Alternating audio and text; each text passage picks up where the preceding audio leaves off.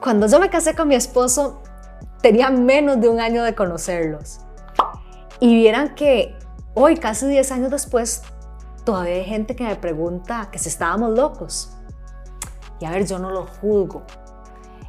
Yo tenía 10 días de ser novia de Jorge cuando él me pidió matrimonio. Yo segurísima le dije que sí. ¿Qué? Y pues no es de esas personas que yo tenía toda la vida de conocer. La verdad es que no. Para cuando nos hicimos novios no tenía ni un mes de conocerlo, si acaso. Entonces, claro, yo entiendo a la gente que nos dice que si estábamos locos. Es más, si a mí alguien me lo dijera de afuera, yo diría, es que ese es el enamoramiento hablando. Yo creo que si a cualquiera de los dos nos preguntan, simplemente diríamos que lo sabíamos. No hay forma como de describirlo. Nada más supimos ese día de marzo de 2013 que nos íbamos a casar. Y así fue. Claro, si yo lo veo de afuera diría, esta fue una gente que se casó en pleno estado de enamoramiento y las cosas tal vez no van a funcionar. Pero 10 años después aquí seguimos y yo me sigo viendo a la par de Jorge hasta que la muerte me separe de él. Eso sí, niños, no hagan eso en casa. Las excepciones existen, pero por algo no son la regla. Este tipo de sentimientos del enamoramiento y de cómo se va construyendo una relación de pareja siempre se la achacan al corazón, pero en realidad el gran culpable es el cerebro. Soy Irene Rodríguez Salas, periodista de Ciencia y Salud de La Nación, y este es un recorrido por el cerebro enamorado.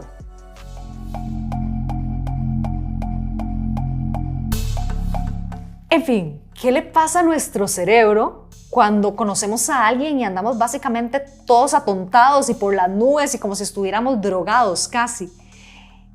Bueno, vamos viendo que estas son las sustancias que el cerebro va generando y liberando poco a poco. Cuando vemos por primera vez a una persona, nuestros sentidos están alerta y todo se convierte en un estímulo. Lo que capta la vista, el oído, el olfato e incluso el tacto, si es que tuvimos contacto físico. Estos estímulos son procesados por nuestro cerebro y de ahí puede seguir una cascada de emociones. En la gran mayoría de los casos, estas emociones van a ser leves y a veces ni nos vamos a percatar de si las sentimos o no, no les vamos a dar mucha cabeza. Pero en algunos casos sí, y es aquí donde podemos perfectamente generar una atracción muy grande y que alguien nos guste, o todo lo contrario, una repulsión. ¿Nunca les ha pasado que a alguien les cae mal de primera entrada y ustedes no entienden por qué? Porque esa persona no les ha hecho nada. También pasa cuando alguien nos gusta así, a primera vista. No hablemos de amor a primera vista, eso es muy diferente. Hablemos de esa atracción a primera vista. Cuando tenemos ese tipo de atracción, por supuesto, lo primero que buscamos es reciprocidad. De nada nos vale sentirlo y que la otra persona pues no. Y a veces pues no tenemos explicación en por qué sentimos esto. Veamos un caso, no importa, de las películas. ¿Se acuerdan de Titanic? Personas tan distintas como Jack y Rose se atrajeron mutuamente desde el primer momento y vivieron un romance hasta que el barco se hundió. Yo la verdad más de una vez me aventuro a pensar si siendo tan diferentes y con entornos tan distintos, ¿cuánto habrían durado si el barco no se hubiera hundido?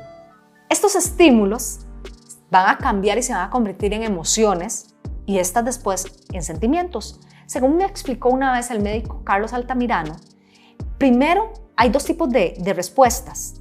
Veamos primero la respuesta rápida. Esas visiones, sonidos, aromas y sensaciones en la piel se convierten en estímulos que ingresan por el tálamo, una zona del encéfalo que está entre los hemisferios izquierdo y derecho y que regula las sensaciones. De ahí, los estímulos llegan a la amígdala, que es, por así decirlo, la central emocional del cerebro. En la amígdala tenemos la memoria más básica. Es la que va a interpretar esas emociones y nos va a decir si es algo que percibimos como bueno, como malo, si nos da más bien una sensación de cautela o peligro. Justamente ese es el primer filtro que pasan estos estímulos, estas emociones. Luego del tamiz de esa memoria básica, nuestras sensaciones van al hipotálamo. Allí, con la información generada por las amígdalas, es donde el cerebro actúa. Si la amígdala detectó algo feo, desagradable o que consideró amenaza, la hormona cortisol entrará en acción. Esta es considerada la hormona del estrés y nos prepara para huir o estar alertas. Si en cambio la amígdala detectó algo agradable, algo que nos atrajo, son otras sustancias las que se van a generar, conocidas como endorfinas. Entonces ahí es donde entra la dopamina y la adrenalina y más bien sentimos todas esas emociones positivas. De ahí pasan al hipotálamo. Es por así decirlo, es como que la amígdala primero filtra y luego el hipotálamo confirma.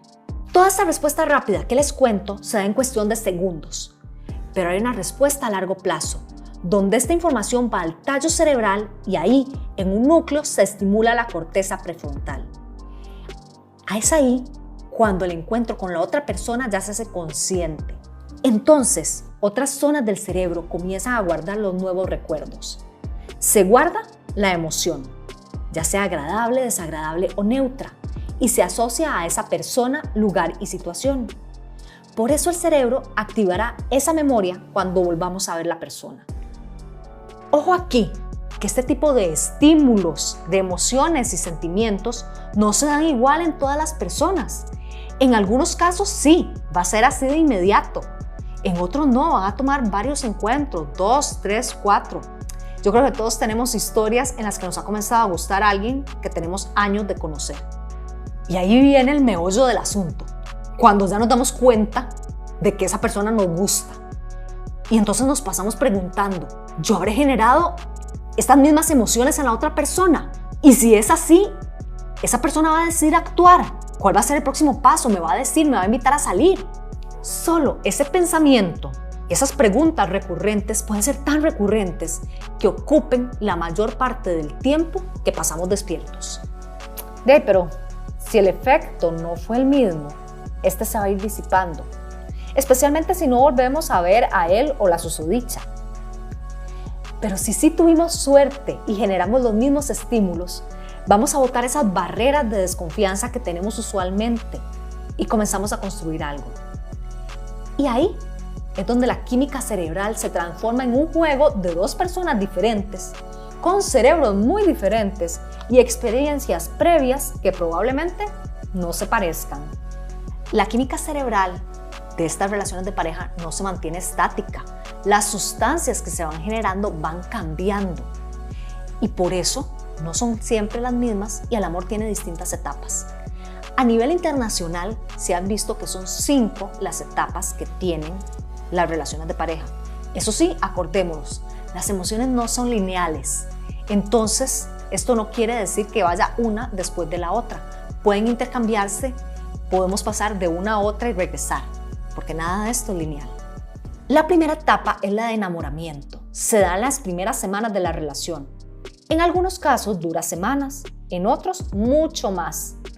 Altamirano me decía que había meses como límite, pero hay otros autores que dicen que podría extenderse por 2 o 3 años. Esta es la etapa donde idealizamos a la persona y todo el tiempo queremos estar con ella. Nos parece maravilloso y casi ni le vemos defectos. Sabemos que los tiene, es un ser humano, pero ni se los vemos. Es esa etapa en donde literalmente nos sentimos en las nubes, la etapa en donde a todo el mundo queremos hablarle de esa persona y seguramente hartamos a todos los que están alrededor. Y es la etapa en donde se va construyendo. Se necesitan este tipo de hormonas que el cerebro genere en ambas personas para así ir forjando la unión que se tiene que dar en una relación ya más seria de pareja en etapas posteriores. Pero todo tiene un límite. Por eso hay relaciones de pareja que acaban en esta etapa, cuando aparecen cosas que simplemente no podemos negociar o tal vez ese apego no despegó tanto. No en todo momento de la vida estamos listos para sentir amor. De niños las sensaciones son muy diferentes, entonces ni siquiera hay enamoramiento. A partir de los 12 o 13 años ya se puede sentir enamoramiento, pero el amor maduro se verá más bien cerca de los 20 años y no antes.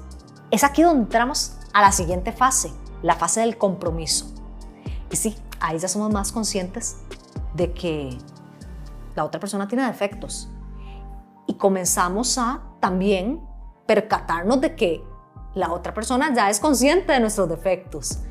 Ya comenzamos a decir las cosas más de cara y sí, comienzan a haber diferentes pleitos. ¿Cuánto tiempo dura esto? Es variable.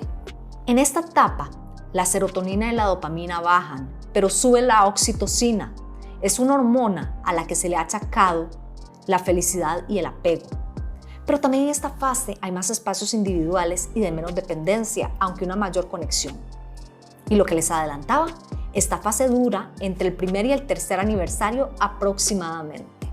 Luego viene una fase que se llama desilusión y desapego, que ahí sí es donde la dopamina y la serotonina bajan todavía más y comienza a crecer el cortisol, que es la hormona del estrés. Se busca más la individualidad, hay tal vez más irritabilidad, tal vez toleramos menos los defectos de la persona y es aquí donde comienzan a darse tal vez más rupturas en algunas relaciones de pareja. No obstante, la oxitocina y los recuerdos de las fases anteriores hacen que una persona sí pueda decidir mejorar la relación y quedarse ahí y explorar qué tanto han sentido ese cuidado o las ganas de seguir cuidando a la persona. Entonces sí, es una etapa de crisis que, como vimos, en algunos casos desemboca en divorcios o en rupturas, pero en otros se supera. El Tribunal Supremo de Elecciones, que lleva el registro civil, dice que el 43% de las parejas se divorcian en los primeros 10 años de matrimonio. Ahora sí, luego de esto viene la etapa de amor maduro y más consciente. Si la crisis se superó, viene un amor más maduro, en donde se conocen los errores, pero se tiene la fuerza de haber salido de las crisis. Y finalmente está la fase de unidad, donde claro, el cóctel hormonal existe, todavía tenemos todas esas, pero la oxitocina y esa hormona del apego vuelve a estar. ¿Por qué? Porque ya se tiene esa sensación de que se superó la crisis. Y yo creo que ahí es donde va llegando esta fase de unidad y todos nos acordamos de parejas de adultos mayores adorables que llevan toda una vida juntos y siguen igual de enamorados. Vean, yo no sé si son mis ojos de hija, pero yo ahí siempre me imagino a mis papás, que tienen casi 47 años de casados más 2 de novios. Y a ver, no es cierto que nunca pelean, por supuesto que pelean, y eso yo lo vi mucho mientras crecía, pero siempre estaba ese amor, ese respeto, esa comunicación, esas ganas de seguir juntos. Y yo lo sigo viendo igual de enamorados, vieran. Pero, ojo aquí, el hecho de que existan parejas como mis papás y otras muchas que ya tienen esta fase de unidad a través de los años y que han desarrollado esta oxitocina por tantísimo tiempo, no quiere decir que no se den rupturas, especialmente si se dieron faltas de respeto graves hacia la relación. En estas alturas ya las personas son conscientes de sus vulnerabilidades y de las vulnerabilidades que tiene la relación de pareja, pero también saben que hay límites. Entonces también pueden darse rupturas y divorcios cuando se transgreden. Pero resulta que el cerebro también controla el desamor y se ve seriamente dañado por las rupturas. La neuropsicóloga Helen Fisher dice que este juego químico cerebral después de una separación se divide en dos. Primero, el cerebro protesta y niega la ruptura. Por eso, muchas personas intentan luego recuperar a su ser amado. Y segundo, el cerebro se resigna.